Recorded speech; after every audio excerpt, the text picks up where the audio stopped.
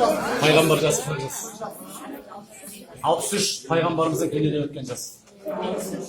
63 жасты пайғамбарымыз дүниеден өткен. 40 жасында пайғамбарлық келген. Сол себептен пайғамбар жасы қанша дегенде 40 деп айтыңыздар. 63 жас пайғамбарымыздың дүниеден өткен жасы. Пайғамбарлық келген жоқ, өзі пайғамбарлық. Міне соны тойлаймыз. Міне дұрыс айтасыз. Енді қараңыздар, осы біз енді тойлар жүреміз. 63 жас тойлап жатыр қазір. Пайғамбарымыз дүниеден өткенде кәпірлер тойлаған екен. Мүшриктер, көп құдайшылар, көп діншілдер тойлаған. Жалпы құдайсыздар, кәпірлер, мүшриктер, әйтеуір осы исламға жаулардың бәрі, пайғамбарымыздың дұшмандарының бәрі тойлаған. Енді 63 жасты біздің қазақтар тойлап жатыр, масқара болып.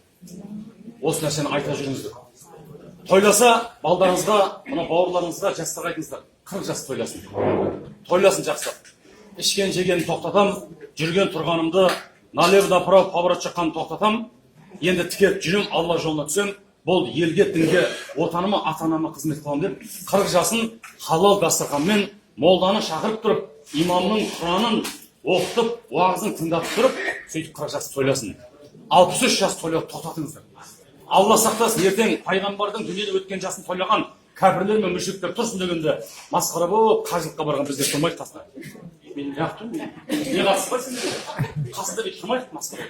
60 жас тоқтатыңыздар. 60 жасты тойлайын дегендерге бір ауыз айтыңыздар, ескертіңіздер. Болмайды. 63 пайғамбар жас дүние. 60 жас тойласын, юбилей. 70 жас тойласын.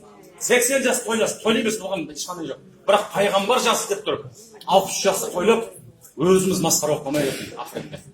Өйткені біз пайғамбарымыз деп жылап келіп отырмыз сағыныштан. Я Расулалла, сенің жолыңмен келе жатырмыз. Бізді адастырмай, я Алла деп келді. Сөйтіп алып ауылға барамыз да, ол тағы 60 жасты арақпен тойлаймыз осы. 63 жасты жеті атасын қойып тұрып қарамастың. Міне пайғамбар, сонда ол пайғамбарымыздың сүннеті ма? Жоқ, Құраннан алды, хадистен алды ма, қайдан алған білмейміз. Міне сондай масқаралар болады.